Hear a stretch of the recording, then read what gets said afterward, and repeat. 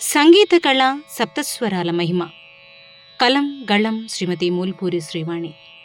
భారతీయ సంస్కృతిలో సంగీతానికి అత్యున్నత స్థానం ఉంది. వేదకాలం నుంచే సంగీతం మన జీవితంలో భాగమై ఆధ్యాత్మికతకు మార్గదర్శకంగా నిలిచింది. నాదబ్రహ్మ అనే భావన ప్రకారం ఈ జగత్తంతా శబ్దరూపమే. ఆ శబ్దానికి మూలం స్వరం. అలాంటి స్వరాల సమాహారమే సంగీతం. భారతీయ సంగీతానికి ప్రాణాధారమైనవి సప్తస్వరాలు. ఈ 7 స్వరాలే సంగీత సముద్రానికి ఆధారం, రాగాల నిర్మాణానికి పునాది. సప్తస్వరాలంటే ఏంటి? సంగీతంలో వినిపించే ప్రధాన 7 స్వరాలను సప్తస్వరాలంటారు. అంటే అవి సా రే గా మా పా దా నీ సా. ఈ స్వరాల పూర్తి రూపాలు గనక మనం గమనిస్తే షడ్జమం, రిషభం, గాంధారం, మధ్యమం, పంచమము, దైవతము, అలాగే నిషాదము.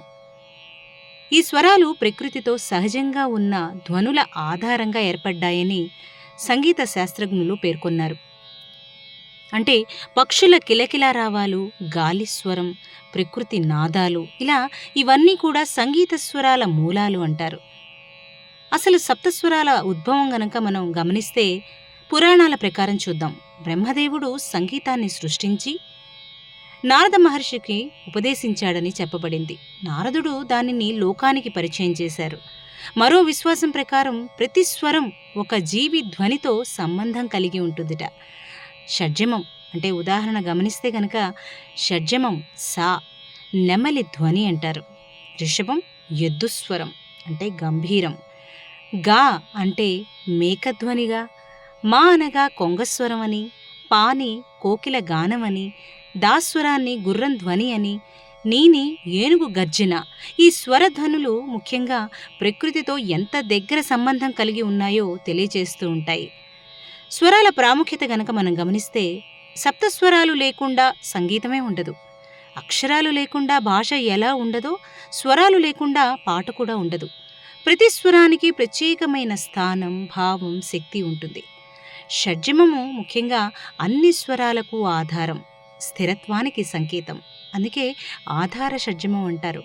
సా మొదలు. అలాగే రీ ఉత్సాహాన్ని కలిగిస్తుంది. రీ గా కరుణ మాధుర్యాన్ని వ్యక్తపరుస్తుంది. గాంధారం. మా శాంతి సమతుల్యతకు సూచకం. పా గంభీరతను ఇస్తుంది. దా అనగా దైవతం, వీరత్వాన్ని సూచిస్తుంది. నీ భావోద్వేగాలకు ముగింపు ఇచ్చే స్వరం ఇది. ఈ స్వరాలన్నీ కల్పిస్తే మనకి ముఖ్యంగా ఆ వినియోగం ద్వారా శ్రోత అంటే మన యొక్క హృదయాన్ని స్పృశిస్తూ ఉంటాయి. స్వరాలన్నీ కూడా అంతటి ఆనందాన్ని ఇస్తాయి. అలాగే రాగాల నిర్మాణంలో స్వరాల పాత్ర ఏంటో ఒకసారి గమనిద్దాం. భారతీయ శాస్త్రీయ సంగీతంలో ప్రతి రాగం సప్తస్వరాలపై ఆధారపడి ఉంటుంది. కొన్ని రాగాల్లో 7 స్వరాలన్నీ ఉండగా కొన్ని రాగాల్లో మటుకు 5 లేదా 6 స్వరాలుంటాయి. అంటే ఔడవం, షాడవం అంటారు. అయినప్పటికీ మూలం మాత్రం సప్తస్వరాలే. స్వరాల క్రమం, వాటి ప్రయోగం, గమకాలు ఇవన్నీ కలిసి రాగభావాన్ని సృష్టిస్తాయి. అందుకే ఒకే స్వరాలు ఉన్న ప్రతి రాగం వేరువేరు భావాలను కలిగిస్తూ ఉంటుంది. మనకి ముఖ్యంగా మనసుపై సప్తస్వరాల ప్రభావం ఎలా ఉంటుందో గనక గమనిస్తే సంగీత స్వరాలు మన మనస్సుపై గాఢమైన ప్రభావం చూపుతాయి. శాస్త్రీయ పరిశోధనలు కూడా సంగీతం ఒత్తిడిని తగ్గిస్తుందని నిరూపించాయి. స్వరాల సరైన సమన్వయం మనలో ప్రశాంతతను పెంచుతుంది.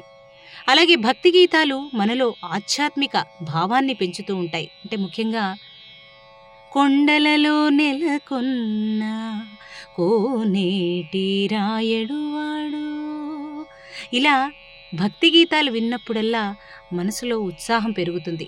అంటే ఆధ్యాత్మిక భావం పెరుగుతూ ఉంటుంది. అలాగే ఎందరో మహానుభావులు, ఆ మహానుభావుల గురించి పాడిన ప్రతి గానం కూడా భక్తి ఉంటుంది దానిలో, కాబట్టి ఆనందాన్ని కలిగిస్తూ ఉంటుంది. నిధి చాలా సుఖమా, ఇంకా అందరికీ తెలిసినవి చక్కని తల్లికి చాంగు భళ, తన చెక్కెర మోవికి చాంగుబళ. ఇలా భక్తి గీతాలు అనేకం. అలాగే లాలి పాటలు శిశువులను నిద్రపుచ్చుతాయి అంటారు. లాలి లాలి నీవు చెదరా వనమాలి మాలి మీతో జూచెదరా రామలాలి. ఇలా లాలి పాటలు పాడుతూ ఉంటే శిశువులు ఆనందంగా నిద్రపోతారు. అలాగే వీరగీతాలు ధైర్యాన్ని పెంచుతూ ఉంటాయి. అంటే మనకి ముఖ్యంగా వీరగీతాలు అంటే ఏంటి? దేశభక్తి గీతాలు, ఇవన్నీ కూడా వీరగీతాల కిందే వస్తాయి. ఇవి స్వరాల శక్తి. సప్తస్వరాలు సాధన మరియు శిక్షణ. సంగీతాన్ని నేర్చుకునే ప్రతి విద్యార్థి మొదట స్వర సాధనతోనే ప్రారంభిస్తాడు. అంటే సరళి స్వరాలు, జంట వరుసలు, అలంకారాలు, ఇవన్నీ స్వరాలను స్థిరంగా అలవర్చుకోవడానికి ఉపయోగపడుతూ ఉంటాయి. అంటే సరి గరి సరి సరి గ మరి గ మ గరి గరి గ మ ప, ఇలా అన్నమాట. ప్రతిరోజు స్వర అభ్యాసం చేయడం వల్ల శృతి శుద్ధి, లయ నియంత్రణ, గాత్ర మాధుర్యం పెరుగుతాయి. అలాగే స్వర సాధన సంగీత విద్యకు పునాది. బలమైన పునాది ఉంటేనే గానంలో నైపుణ్యం సాధ్యపడుతుంది. అలాగే సంగీతం ఆధ్యాత్మిక మార్గం. భారతీయ సంప్రదాయంలో సంగీతం కేవలం వినోదం కాదు, అది యోగం. స్వరాల ద్వారా మనసు ఏకాగ్రత పొందుతుంది. అనేక మంది సంతులు అంటే గొప్పవారు అనుకోవచ్చు, సంగీతాన్ని భగవత్ సాధనగా భావించారు. కీర్తనలు, భజనలు, వేదగానాలు అన్నీ సప్తస్వరాల ఆధారంగానే సాగుతూ ఉంటాయి.